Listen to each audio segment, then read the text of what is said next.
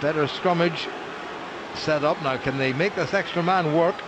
No, they can't. That was a collision. Oh, and it looked nasty. Dear, oh dear.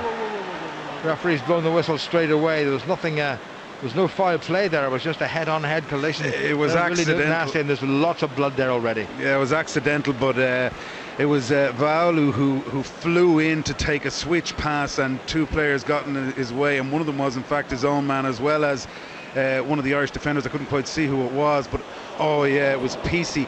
Got smashed straight into the face of his oncoming own player, and yeah, Va'aulu took a nasty one there to the side of the head. Well, that's very, very unfortunate. Two of them took an absolute thumping. It's completely accidental, Jim. They were both coming on an angle, and a switch play between the 10 and the winger coming in on that angle, and just as Pisi gave the ball, he got a little shunt from the defender, the Irish defender, as he came in, and it just catapulted him into his own player. And not nice to see these stretchers coming on and to see all that blood around the place. Well, absolutely not. It's been a tough game, as you'd expect.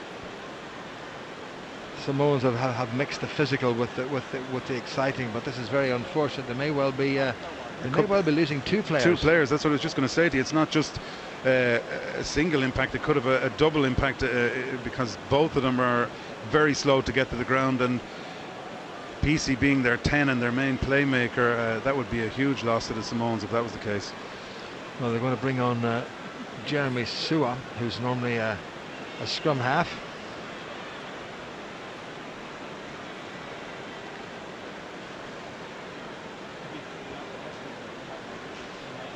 The worrying thing is that Pisi hasn't actually moved since that impact. He seems to be out cold. Sporting a brand new goatee beard, the formidable Cian Healy. It was nicely whipped away. This was the Irish try. Paddy Jackson looked up and in one movement put in a superb kick. Now the bounce of the ball was very awkward, and a slippery surface just was the undoing of the Samoan. Jamie Heaslip was right up there supporting McFadden. A little sortie there by Conor Murray, and he saw Sean O'Brien, and from that range, well, a brick wall wasn't going to stop Sean O'Brien. Definitely not. But you see the speed at the breakdown. See how quickly that ball came back. Once it was brought into the contact area, Jamie Heaslip was there, got over it quickly. Perfect ball for Murray, flicked it away, and the defence had no time to recover. Well, it's good to see that Tusi Pisi is up on his feet again. Hello everybody back in Apia and everywhere else in Samoa. Well, he certainly does look groggy. More concerned though for his colleague, who's going to require a stretcher to remove him from the field.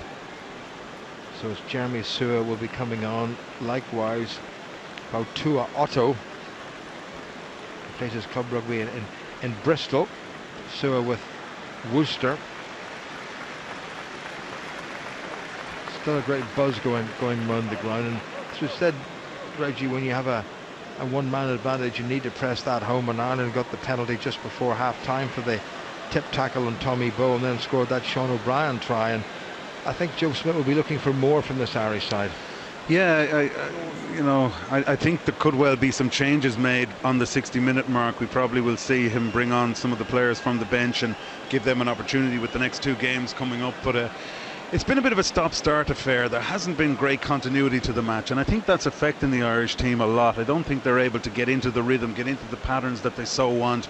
The scrums in the first half were very messy. We were looking at 2-3 resets every single time, and there's no doubt that as you're trying to bring in new patterns, it's important that there's a flow to the game, and that there's a kind of a continuity, and that there's offloads happening.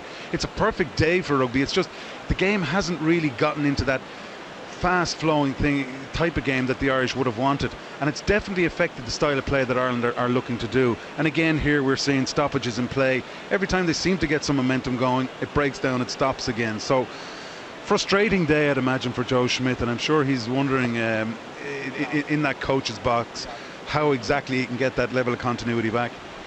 Well, Ireland, I think, have got a number of players waiting to come on. Declan Fitzpatrick is down below us, wearing number 18. Number 21 is Owen Redden.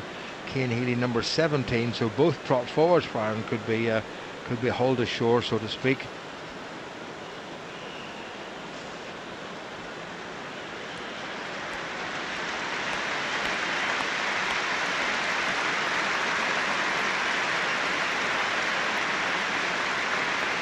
A very generous round of applause for both the Samoan players who were injured in a pretty awful clash.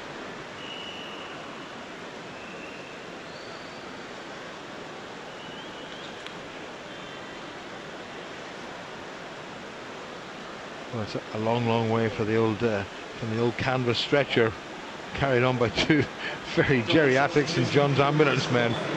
Yeah, well, player safety is everything these days, and they're so well looked after, and rightly so. But it's a very sad sight to see a player going off on the side of one of those medical carts. It's the last thing you want to see.